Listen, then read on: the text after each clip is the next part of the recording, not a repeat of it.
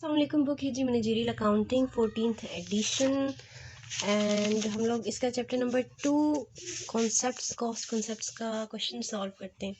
ठीक है, इसमें ये क्वेश्चंस आपको तभी समझ आएंगे जब आपके पास थोड़ी सी नॉलेज होगी कि fixed variable and fix cost क्या होता है, वेरिएबल कॉस्ट क्या होता है, मिक्स कॉस्ट क्या होता है। ठीक है, इसके लिए आपको कॉन्सेप्ट्स बुक से पढ़ने पड़ेंगे। हम लोग अभी स्टार्ट करते हैं अपने मेन क्वेश्चन से। तो यहाँ पर जो हमें डेटा दिए हुए हैं, हम लोग अगर वो डेटा यहाँ से पढ़ लें तो यहाँ पर आप लोग देखें कि यहाँ पर कुछ हमें वैल्यूज़ दी गई हैं जिनका fix cost, variable cost and these चीज़ें हम लोगों ने ये फाइंड आउट करनी है। तो अगर हम लोग ऊपर क्वेश्चन पढ़ें तो यहाँ पर आप देखें कि कुछ चीज़ें हम लोग को ऑलरेडी गिवन है, like the fixed expense of a coffee stand is this and variable cost per cup of coffee is this. इसका मतलब ये है कि ये जो फिक्स कॉस्ट हमें गिवन है, देखिए यहाँ पर कॉफ़ी स्टैंड लिखा हुआ है, that mean this is the total fixed cost of the coffee stand. But जब आप आगे वेरिएबल कॉस्ट को देखती हैं तो यहाँ पर लिखा हुआ है कि ये पर कप गिवन है, यानी होल कॉफ़ी स्टैंड नहीं बल्कि एक कप का जो वेरिएबल कॉस्ट है वो हमें यहाँ पर गिवन है। तो हम लोग ये डेटा लिख लेते हैं क्योंकि हमें वहाँ पर फिक्स कॉस्ट ऑलरेडी गिवन है, दैट वॉज 1100, तो हम लोग यहाँ पर वैसे ही लिख लेते हैं। अब जब हमें पर यूनिट उन्होंने दिया हुआ है, जो वेरिएबल कॉस्ट पर कप था या पर यूनिट था, ठीक है, वो हमारे पास था 0.26। अब जब हमें पीछे मेरा मिट्टू है, जब हमें एक कप का इधर वेरिएबल कॉस्ट गिवन है तो इसका मतलब क्या है कि एक से हम लोग सारे कप्स ऑफ कॉफ़ी के वेरिएबल कॉस्ट फाइंड कर सकते हैं। वो हम लोग कैसे कर सकते हैं?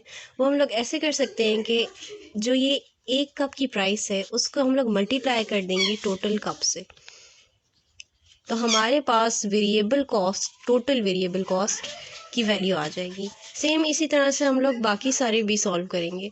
जितने कप्स ऑफ कॉफ़ी थे उसकी हम लोग वैल्यू इस तरह से फाइंड कर लेंगे।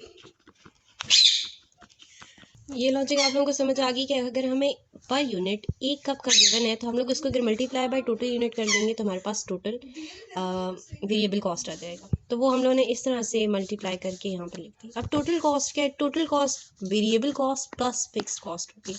तो इसका मतलब कि हम लोग इनको प्लस करके लिख लेंगे तो हमारे पास इनका टोटल कॉस्ट आ जाएगा।